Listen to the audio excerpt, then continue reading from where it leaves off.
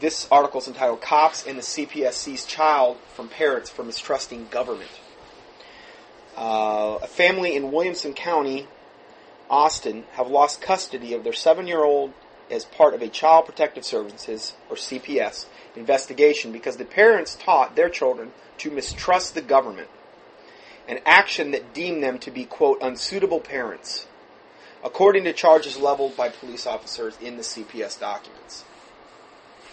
And again, as I said before, I've had people request to do a teaching on this, and that's why I wanted to include this in today's, because this is one of the most wicked factions of government in America. Drug reform activists, filmmakers Barry and Candy Cooper recently had their homes raided and searched by police after authorities claimed Cooper's voice had been heard in the background of an allegedly false police report.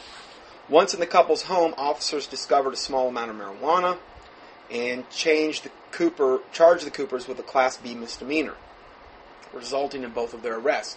Each immediately bonded out of jail, paid a small fine. Days later, while Candy's youngest son was visiting his father in East Texas, Child Protective Services contacted the Coopers, revealing that the incident could cost them not only custody of the boy, but also their freedom on child felony endangerment charges.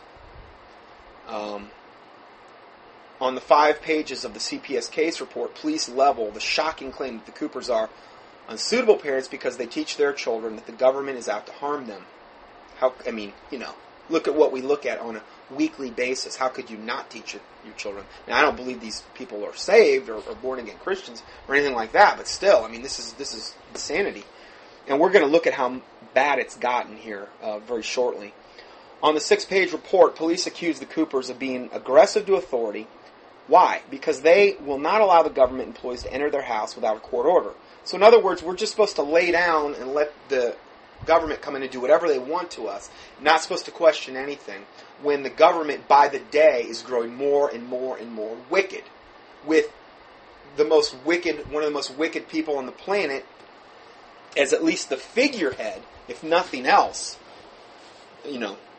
communistic, socialistic, whatever you want to call him, Muslim, Obama at the head. And if the head is sick, the whole body's going to be affected. And, it's just unbelievable what's going on.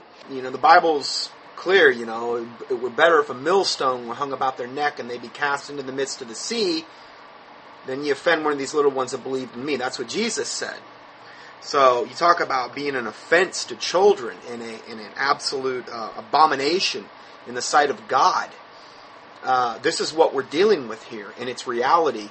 And again, I present these things not so we can wring our hands about them, and although not to say that's not going to happen, but to ultimately to pray about these things and to pray that the Lord would intervene and pray for these children.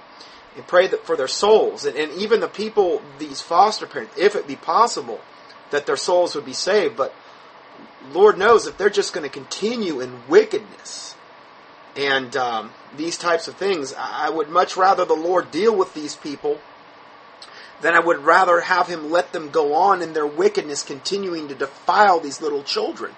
And there are some people that are just flat evil, and they're just always going to be evil, and that's the way they've always been, and that's the way they're always going to be. And the Bible will confirm that. When it says the wicked go astray from the womb, they speak lies as soon as they be born. The Bible talks about the wheat and the tares. And, it doesn't ever talk about a tare converting into a piece of wheat. The tares being like the weeds that grow up with the wheat. And the Bible talks about where these are vessels of wrath fitted for God's destruction. And again, it's very, very clear on that there are wicked people that even in the book of Jude it talks about they're actually ordained to this condemnation. Now, I don't quite understand that whole thing, but if God can tell a prophet that before I formed thee in the womb, I ordained thee a prophet unto the nations, well, God knows us before He forms us. So, again, that's God's business, it's not mine. And these people that gravitate to these types of things, obviously, as we've seen, there's many, many wicked people that want to get put in these positions where they can be around these children, and not only that, they can actually profit off it. Not only are they being molested, but they're profiting. I mean, what an abomination from the pit of hell this we're talking about here. The next article, and we're just going to play one part from this, is also YouTube, William Fain's shocking detail of Nancy's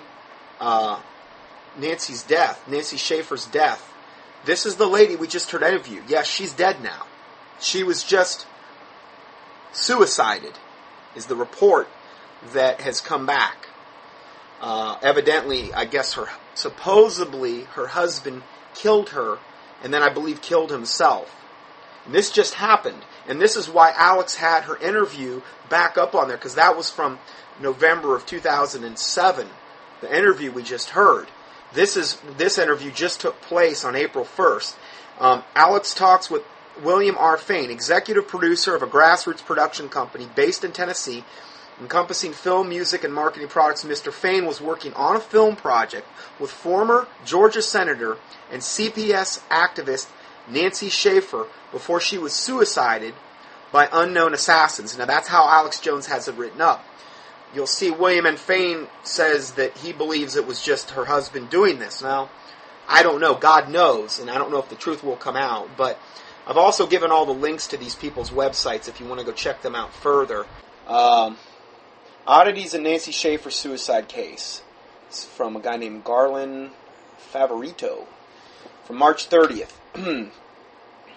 On Friday, former Senator Nancy Schaefer and her husband were found dead in their homes in Habersham County, even before GBI investigation could be initiated. Before it could be initiated, media outlets began pronouncing that the death was a murder-suicide, quote, and shut off most of public comment posting on their websites.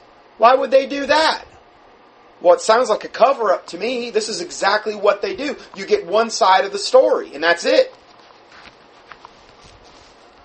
Going further, the murder-suicide theory implies that Senator Schaefer's husband shot her and then killed himself, or vice versa. Both Habersham County and the Georgia Bureau of Investigation began investigating the case as a murder-suicide rather than the more obvious murder made to look like a suicide. Like so many people I've known, and this is from the man writing this, I've known former Senator Nancy Schaefer for 15 years and spoken to several people who know her better than I do. They believe that the murder-suicide theory is highly unlikely for any one of the following reasons that we're getting ready to list here. Number one, it is totally against Nancy Schaefer's consistent, strong commitment to the sanctity of life principles that she fought so valiantly to uphold. Number two, Nancy and her husband Bruce have 5 children and more than a dozen grandchildren who they would not choose to leave behind so abruptly. 3. Bruce's problem with cancer was corrected and under control, so there was no reason to end his life as one senator tried to imply. Remember, because that was what this man just said. 4. Nancy or Bruce would not likely agree to commit such an act that violates the fundamental principles of their Christian faith. 5. Bruce was retired, and the couple did not appear to be in any type of dire financial crisis that would lead them to commit such acts. 6. Bruce and Nancy knew that her sister, who had Alzheimer's disease, needed them to help take care of her. 7. Friends who knew the couple best state that Bruce would simply not have the capability to kill his wife. 8. Nancy was dedicated as a national leader to help needy people overcome abuse within Child Protective Service organizations. 9. Nancy was actively exposing corruption within the Department of Families and Child Services, including actions by the DFS director in the county where she lived.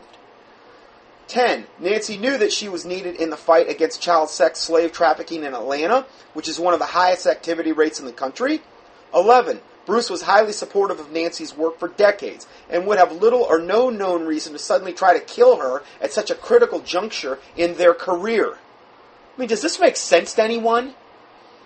Specifically in Georgia, former Senator Nancy Schaefer had found during the last few years that in Georgia housed children in foster home with a known pedophile who molested the children. In Habersham County, they failed to remove 6 children from a home where they were being abused and tortured. In Georgia, they turned over 2 girls over to California father who had pornographic video business. A report that Nancy Schaefer produced on these remarkable cases can be found here, and I'll make sure it's fightcps.com, but it's a video you can actually, or a report you can actually access on this link. Nancy Schaefer was also interviewed extensively